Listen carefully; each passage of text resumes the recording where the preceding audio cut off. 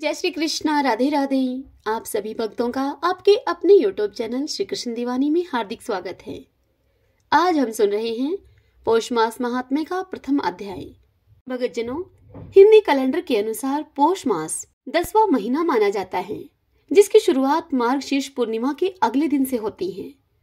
पौष माह को पूष का महीना भी कहा जाता है। पौष माह में कोई शुभ कार्य नहीं होते, लेकिन हाँ, ईश्वर की उपासना विशेष तौर पर भगवान सूर्य और पितरों की उपासना के लिए इस महीने को सर्वोत्तम माना जाता है।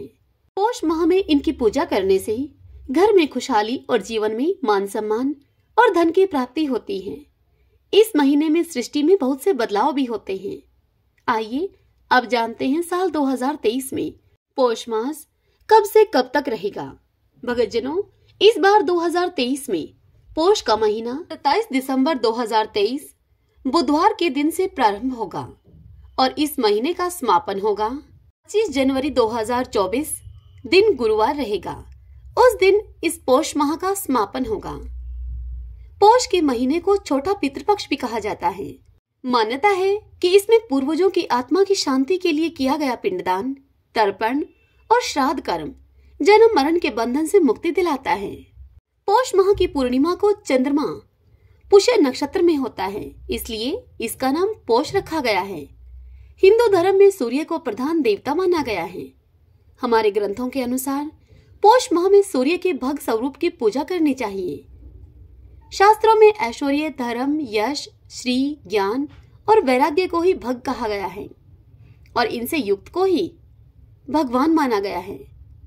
ग्रंथों में ऐसा बताया गया है कि पौष माह में भगवान भास्कर 11,000 किरणों के साथ तपकर सर्दी से राहत देते हैं। मान्यता है कि पौष के महीने में सूर्य पूजा से सेहत अच्छी होती है और दीर्घायु जीवन मिलता है।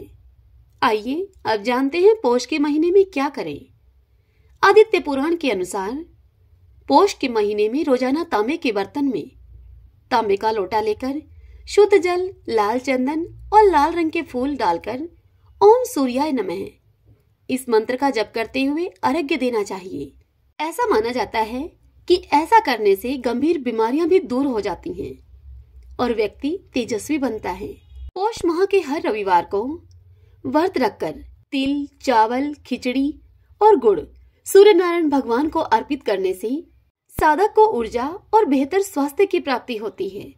पौष के महीने में अमावस्या, संक्रांति, पूर्णिमा, एकादशी पर विशेष रूप से पितरों की पूजा करें, श्राद्ध करें। इससे पितृदोष दूर होता है, काल सर्प दोष से छुटकारा मिलता है, तमाम बाधाओं का नाश हो जाता है ऐसा करने से। आइए अब हम पौष मास महात्म्य के प्रथम अध्याय का श्रवण करें। सर्वप्रथम भगवान का स्मरण करते हुए सभी बोलिए, ओम श्री गणेशाय नमो नमः। ओम नमो भगवते वासुदेवाय। श्री राधा कृष्णाभ्याम नमो नमः। ओम श्री परमात्मने नमः। एक बार बहुत से ऋषि मुनिजन नैमिषारण्य तीर्थ में जाकर यज्ञ करने में उद्यत थे, तो उसी समय श्री सूत जी तीर्थ यात्रा के निमित्त भ्रमण करते हुए अपने शिष्यों के सहित वहां पर आए। उनको आया हुआ देखकर नमस्कार करके सब आनंद मगन हो गए। वलकल वस्त्र पहने हुए प्रसन्न मुख, शांत, परमार्थ में निपुण, चंदन से शोभायमान, तुलसी की माला तथा जटाओं का मुकुट धारण किए हुए महाशरणम इस अद्भुत मंत्र को जपते हुए सूत जी को देखकर नैमिषारण्य के महर्षि लोग उठकर खड़े हो गए। मुनियों ने हाथ जोड़कर उनसे कहा कि हे सूत जी, हम सभी की भगवान की अद्भुत कथाओं को सुनने की बड़ी इच्छा है। हमने आपके लिए बहुत ही सुंदर आसन बनाया है, आप इस आसन पर विराजिए। आप बड़े भाग्यवान हो, आपने गुरु की कृपा से भगवान के रहस्यों का वर्णन करने की शक्ति प्राप्त की है। इस संसार सागर में हजारों बातें सुनने योग्य हैं, परंतु उनमें जो भी सार वस्तु हो, हम संसार सागर में डूबे हुए को पार करने के लिए जो शुभ श्रेष्ठ कथा आपके विचार में निश्चित हो, वह कथा हमको सुनाइए। शौनक आदि ऋषियों के पूछे जाने पर श्री सूत जी उनसे कहने लगे कि हे विप्रो, मेरे वचनों को तुम सुनो। मैं पहले पुष्कर तीर्थ में गया और वहां से हजारों तीर्थों में होता हुआ मैं हस्तिनापुर गया। वहां राजा परीक्षित अपने राज्य को छोड़कर अनेक महापुण्यवान ऋषियों के साथ गंगा के किनारे जा रहे थे।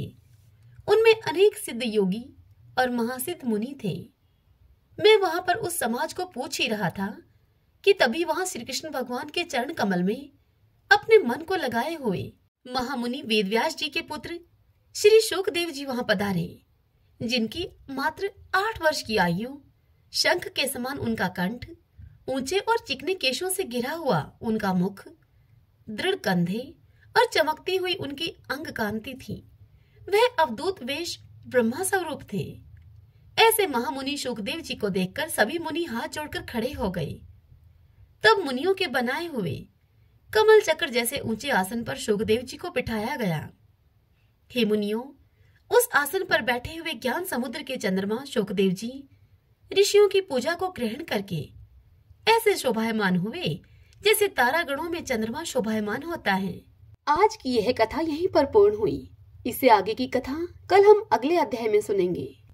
श्रीमन नारायण नारायण हरि हरि, भजमन नारायण नारायण हरि हरि। आइए भगतजनों, अब हम ब्रह्मा वैवर्त पुराण से प्रथम अध्याय का श्रवण करें।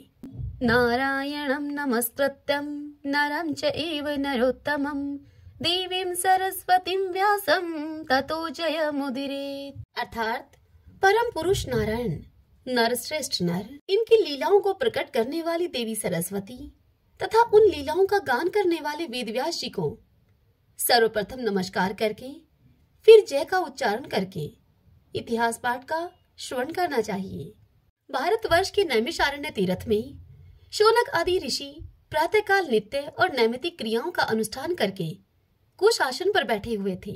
उसी समय सूत जी के पुत्र उग्र शर्वा अकस्मात ही वहां पर आ पहुंचे और आकर उन्होंने बड़े ही विनीत भाव से मुनियों के चरणों में प्रणाम किया। उनको आया हुआ देखकर ऋषियों ने बैठने के लिए उन्हें आसन दिया। मुनिवर शौनक ने भक्ति भाव से नव आए हुए अतिथि का भली भांति पूजन करके प्रसन्नता पूर्वक उनका कुशल समाचार उनसे पूछा। शौनक जी शम आदि गुणों से संपन्न थे। पौराणिक सूत जी भी शांत चित्त वाले महात्मा थे। अब वे रास्ते की थकावट से छुटकर सुस्थिर आसन पर आराम से बैठे थे। उनके मुख पर मंद मुस्कान की छटा छा रही थी। उन्हें पुराणों के संपूर्ण तत्व का ज्ञान था। शौनक जी भी पुराण विद्या के ज्ञाता थे। वे मुनियों की उस सभा में विनीत भाव से बैठे हुए थे और जिस प्रकार से आकाश में तारों के बीच में चंद्रमा शोभा पाता है, ठीक उसी तरह वह भी शोभा पा रहे थे। उन्होंने परम विनीत सूत जी से एक ऐसे पुराण के विषय में प्रश्न किया जो कि परम उत्तम श्री कृष्ण की कथा से युक्त, सुनने में सुंदर एवं सुखद, मंगलमय, मंगल योग्य तथा सर्वदा मंगल धाम हो, जिसमें संपूर्ण मंगलों का बीज निहित हो, जो सर्वदा मंगलदायक, संपूर्ण अमंगलों का विनाशक, समस्त संपत्तियों की प्रीति कराने वाला और श्रेष्ठ हो, जो हरि भक्ति प्रदान करने वाला, नित्य परमानंददायक, मोक्षदाता, तत्व ज्ञान की प्राप्ति कराने वाला तथा स्त्री पुत्र एवं पोत्रों की वृद्धि करने वाला हो।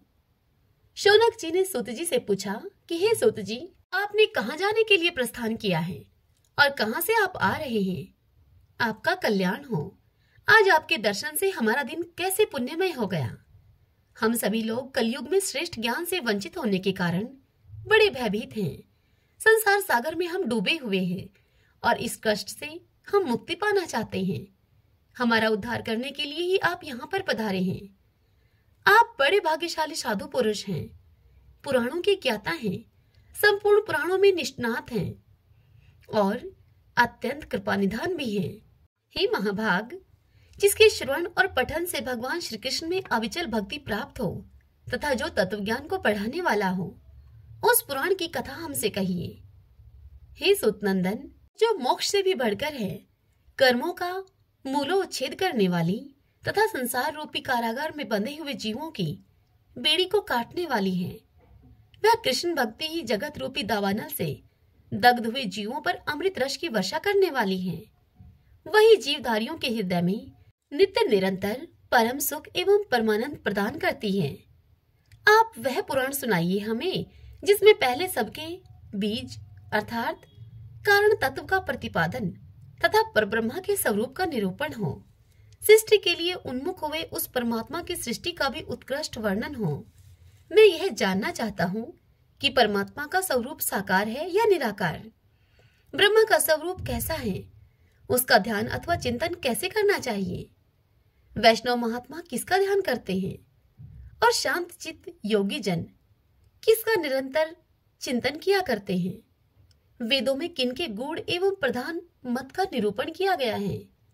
हे वत्स, जिस पुराण में प्रकृति के स्वरूप का निरूपण हुआ हो, गुणों का लक्षण वर्णित हो तथा महत आदि तत्वों का निर्णय किया गया हो, जिसमें गोलोक, बैकुंठ, शिवलोक तथा अन्यान्य स्वर्ग आदि लोकों का वर्णन हो तथा अंशों और कलाओं का निरूपण हो, उस पुराण को श्रवण कराइए।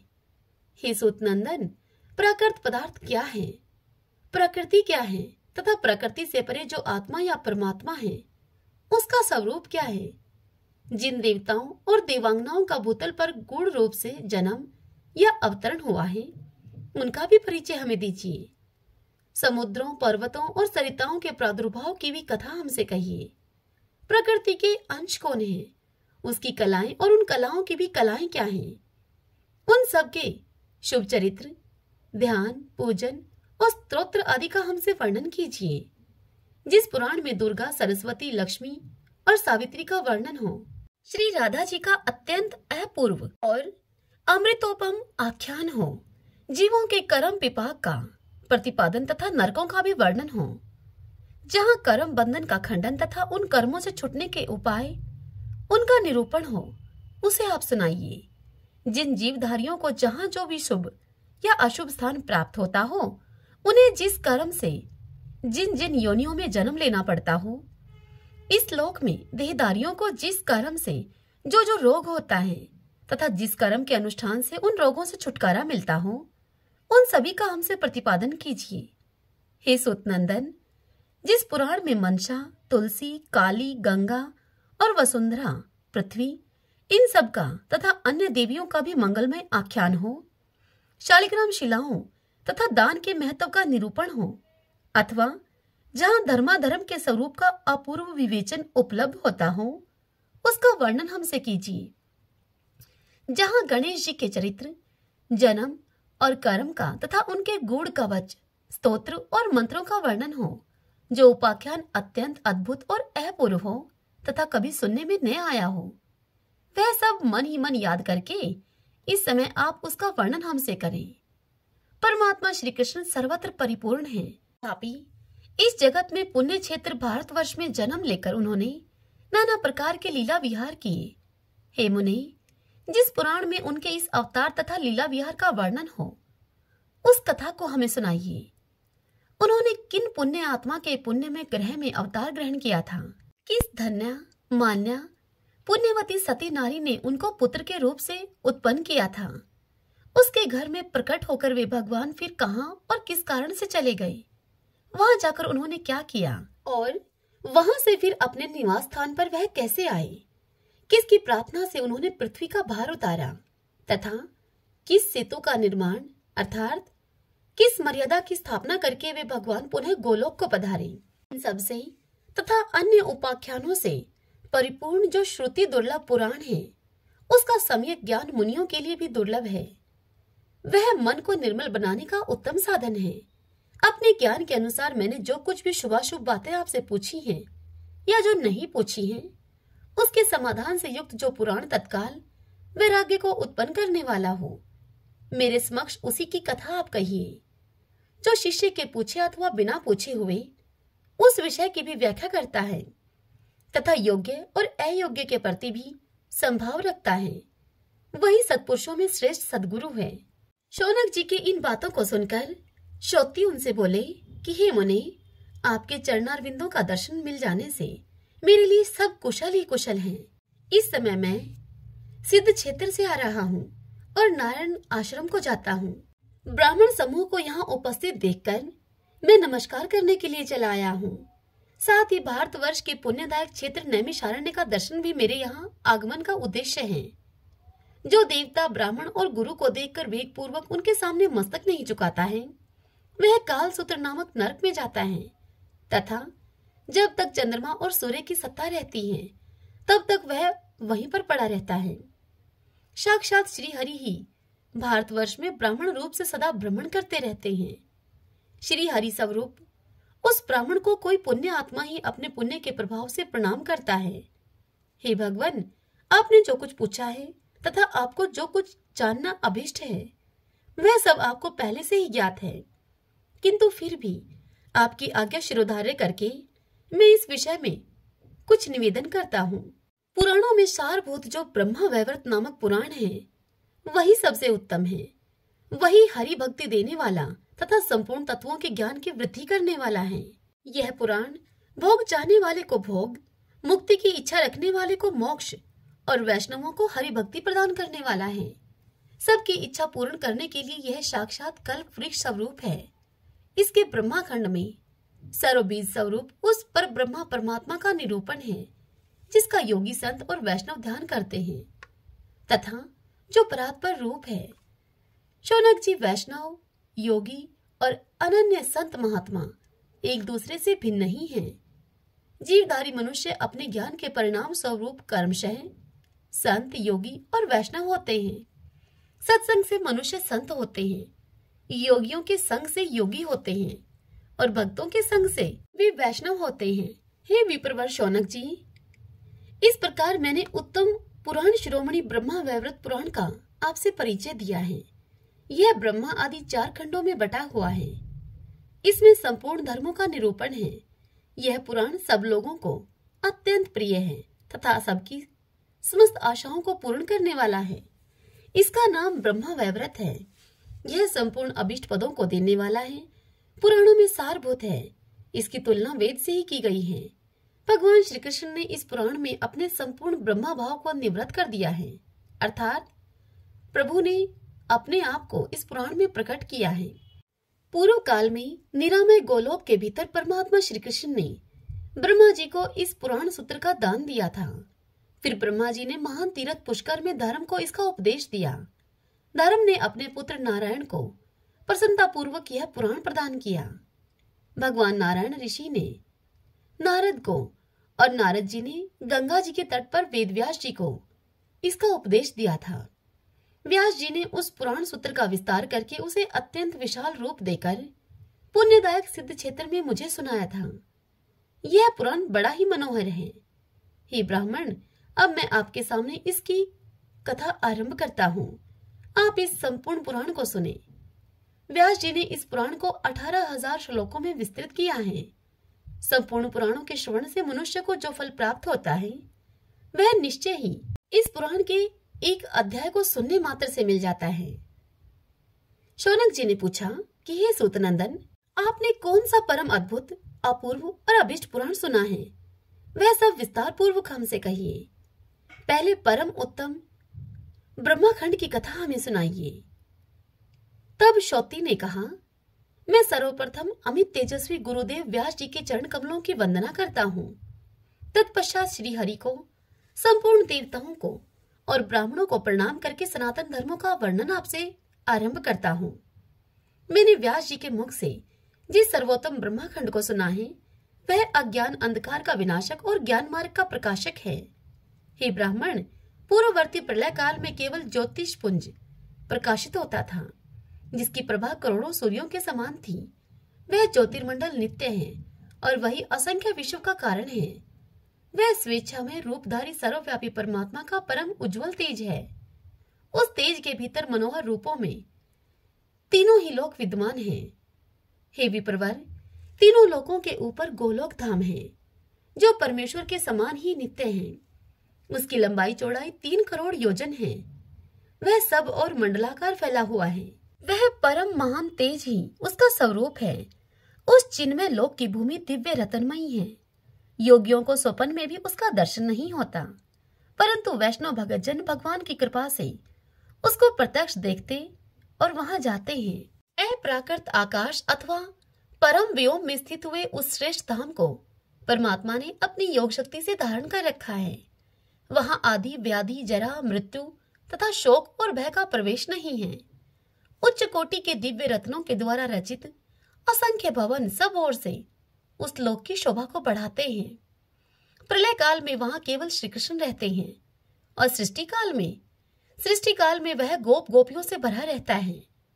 गोलोक से नीचे 50 करोड़ योजन दूर दक्षिण भाग में बैकुंठ और वाम भाग में शिवलोक हैं। ये दोनों लोक भी गोलोक के समान ही परम मनोहर हैं। मंडलाकार बैकुंठ लोक का विस्तार 1 करोड़ योजन है। वहां भगवती लक्ष्मी और भगवान नारायण सदा विराजमान रहते हैं। उनके साथ उनके 4 भुजा वाले पार्षद भी रहते हैं। बैकुंठ लोक भी जरा मृत्यु आदि से रहित है। उसके वाम भाग में शिवलोक है। शिवलोक का विस्तार 1 करोड़ योजन है। वहां पार्षदों के सहित भगवान शिव विराजमान हैं। गोलोक के भीतर अत्यंत मनोहर ज्योति है, जो कि परम आह्लादजनक तथा नित्य परमानंद की प्राप्ति का कारण है। योगी जन योग एवं ज्ञान दृष्टि से सदा उसी का चिंतन करते हैं। वह ज्योति ही परमानंददायक निराकार एवं परात्पर ब्रह्मा है। उस ब्रह्मा ज्योति के भीतर अत्यंत मनोहर रूप सुशोभित होता है, जो नूतन जलधर के समान श्याम है। उसके नेत्र लाल कमल के समान प्रफुल्ल दिखाई देते हैं। उसका निर्मल मुख शरद पूर्णिमा के चंद्रमा की शोभा को तिरस्कृत करने वाला है। उसके रूप लावण्य पर करोड़ों कामदेव निछावर किए जा सकते हैं तथा वह मनोहर रूप विविध लीलाओं का धाम है। उसके 2 भुजाएं हैं। एक हाथ में मुरली सुशोभित है। अधरों पर मंद मुस्कान खेलती रहती है। उसके श्रीअंग दिव्य रेशमी पीतांबर से आवृत हैं। सुंदर रत्नमय आभूषणों के समुदाय उसके अलंकार हैं। वह भक्त वत्सल है। उसके संपूर्ण अंग चंदन से चर्चित तथा कस्तूरी और कुमकुम से अलंकृत हैं। उसका श्री वस्त्र भूषित वक्षस्थल कांतिमान कौस्तुभ से प्रकाशित है। मस्तक पर उत्तम रत्नों के सार तत्व से रचित किरीट मुकुट जगमगाते रहते हैं। वह श्याम सुंदर पुरुष रतन में सिंहासन पर आसीन है और अजानुलंबनी वनमाला उसकी शोभा को बढ़ाती है। उसी को परब्रह्मा परमात्मा एवं सनातन भगवान कहते हैं। वे भगवान स्वेच्छामय रूपधारी, सबके आदि कारण, सर्वाधार तथा परात्पर परमात्मा हैं। उनकी नित्य किशोर अवस्था रहती है। वे सदा गोप वेश को धारण करते हैं। करोड़ों पूर्ण चंद्रमाओं की शोभा से वे संपन्न हैं तथा अपने भक्तों पर अनुग्रह करने के लिए आकुल रहते हैं सदा। वे ही निरीह, निर्विकार, परिपूर्णतम तथा सर्वव्यापी परमेश्वर हैं तथा वे ही रास मंडल में विराजमान शांत चित्त परम मनोहर राशेश्वर हैं। मंगलकारी, मंगल योग्य, मंगलमय तथा मंगलदाता हैं। परमानंद के बीच सत्य, अक्षर और अविनाशी हैं। संपूर्ण सिद्धियों के स्वामी, सर्व सिद्धि स्वरूप और सिद्धिदाता हैं। प्रकृति से परे विराजमान ईश्वर, निर्गुण, नित्य विग्रह, आदि पुरुष और अव्यक्त हैं। बहुत से नामों के द्वारा उन्हीं को पुकारा जाता है। बहुसंख्यक पुरुषों ने विविध स्तोत्रों के द्वारा उन्हीं का सत्वन किया है। वे सत्य, स्वतंत्र, एक परमात्मा स्वरूप, शांत तथा सबके परम आश्रय हैं। शांत चित्त वैष्णवजन उन्हीं का ध्यान करते हैं। ऐसा उत्कृष्ट रूप धारण करने वाले उन एकमात्र भगवान ने प्रलय काल में दिशाओं और आकाश के साथ संपूर्ण विश्व को शून्य रूप देखा। श्रीमन नारायण नारायण हरि हरि, भजमन नारायण नारायण हरि हरि। भगवान श्री कृष्ण को 16 कलाओं से संपन्न माना जाता है। तो आइए उन्हें प्रसन्न करने के लिए, उनकी इन 16 कलाओं की स्तुति करने के लिए मधुराष्टकम का श्रवण करें। भगवान श्री कृष्ण की आरती भजन में मधुराष्टकम का बड़ा महत्व है। इस पाठ की नित्य नियमित स्तुति करने से अन्न, धन, पुत्र और वैभव की प्राप्ति होती है। इसी के साथ इस पाठ को नियमित रूप से करने से जीवन में आनंद, प्रेम और मधुरता का संचार होता है। इस पाठ को करने से श्री कृष्ण भक्ति का अनुपम आनंद मिलता है। तो आइए आज से हम भी प्रयास करते हैं भगवान श्री कृष्ण को प्रसन्न करने का इस स्तुति पाठ के माध्यम से। अधरम मधुरम वदनम मधुरम नयनम मधुरम हसितम मधुरम हृदयम मधुरम गमनम मधुरम मधुराधिपति रखिलम मधुरम मधुराधिपति रखिलम मधुरम वचनं मधुरं चरितं मधुरं वसनं मधुरं वलितं मधुरं चलितं मधुरं भ्रमितं मधुरं मधुराधिपतेरखिलं मधुरं मधुराधिपतेरखिलं मधुरं वेणु मधुरो रेणु मधुरः पाणि मधुरः पादो मधुरो नृत्यं मधुरं संख्यं मधुरं मधुराधिपतेरखिलं मधुरं मधुराधिपतेरखिलं मधुरं गीतं मधुरं पीतं मधुरं भुक्तं मधुरं सुप्तं मधुरं रूपं मधुरं तिलकं मधुरं मधुराधिपतेरखिलं मधुरं मधुराधिपतेरखिलं मधुरं तरणं मधुरं तरणं मधुरं हरिणं मधुरं स्मरणं मधुरं वमितं मधुरं शमितं मधुरं मधुराधिपतेरखिलं मधुरं मधुराधिपतेरखिलं मधुरं गुञ्जा मधुरा माला मधुरा यमुना मधुरा वीची मधुरा सलिलं मधुरं कमलं मधुरं मधुराधिपतेरखिलं मधुरं मधुराधिपतेरखिलं मधुरं गोपी मधुरा लीला मधुरा युक्तं मधुरं मुक्तं मधुरं दृष्टं मधुरं शिष्टं मधुरं मधुराधिपतेरखिलं मधुरं मधुराधिपतेरखिलं मधुरं गोपा मधुरा गाओ मधुरा यष्टिर्मधुरा सृष्टिर्मधुरा दलितं मधुरं फलितं मधुरं मधुराधिपतेरखिलं मधुरं मधुराधिपतेरखिलं मधुरं। आज की यह कथा आपको कैसी लगी? कमेंट बॉक्स में जय श्री कृष्णा लिख के आप मुझे अवश्य बताइए। और यदि पसंद आई हो तो वीडियो को लाइक करें। और इसी के साथ यदि आप मुझे पहली बार सुन रहे हैं तो फिर आप हमारे इस चैनल श्री कृष्ण दीवानी को सब्सक्राइब कर लीजिए। बेल आइकन के बटन को भी दबा लीजिएगा ताकि आपको हमारे आने वाले नए वीडियोस की सभी जानकारी, सभी नोटिफिकेशन समय से मिल सके। हरे कृष्णा।